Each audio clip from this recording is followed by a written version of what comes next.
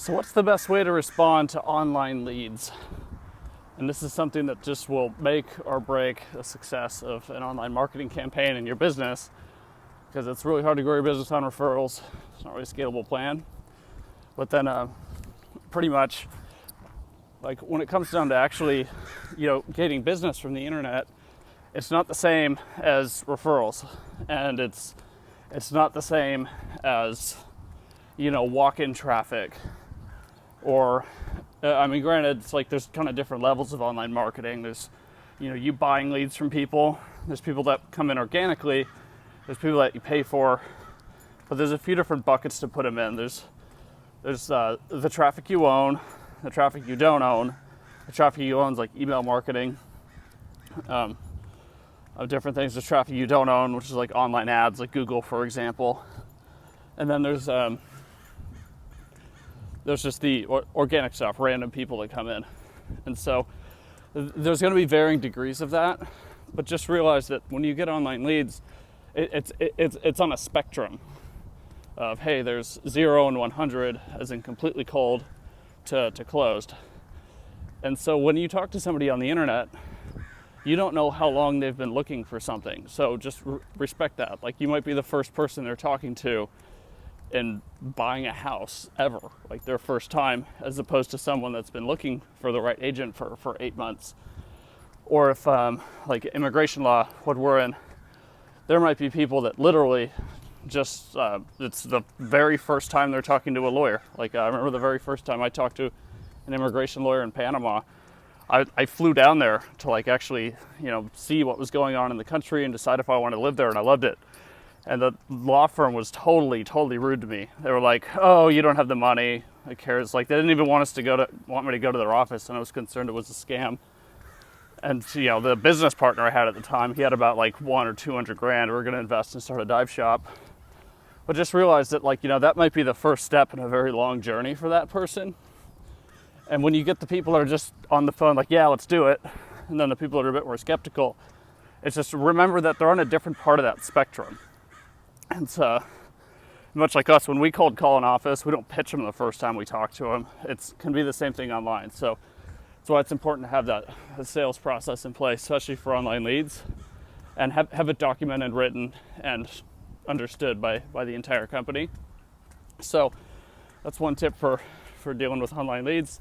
Second thing is, well, kind of like what I just talked about, have that sales process is you got to have some sort of script or call structure. You don't have to read off word for word on a script, but you want to know what your team is doing and what you're going to do too. Like, if you get a lead that you call out to, some people might not remember they filled out the ad. Some people you might catch them when they're busy. Some people won't even pick up. The actual connection rate will be really low, and that's really important why you need to call people quickly. And a lot of that is deal with call reluctance in your company. If any of your team members are saying, "Oh, I didn't have time to call them," like, just deal with that issue. Find a way to take away their tasks and give them time to call them, because if they get in the habit of cherry picking, you're going to be 80% of your spend is going to go to waste if you're spending money on ads. So that's one thing you really want to work on, is keeping them on track. And this is also kind of a side tip for sales, but have like regular sales meetings and continue to train your top performers. Like, if someone's doing really well, make sure they don't get off track, and just train them regularly. Everybody, you should be having, we have a daily sales meeting with my ISA team. We talk about the objections we're getting. We go over personality types. We go over all sorts of stuff. Then we also, for the people that have had wins, as in maybe they closed a case or a paid consultation, or if they booked over 100 appointments in X amount of time, we'll shout them out. Then another thing too is, one thing with online leads as well is a lot of them, depending on the campaign you're running, don't know who you are already. So that's another thing, is even if you're a law firm, they still have no idea who you are as a person.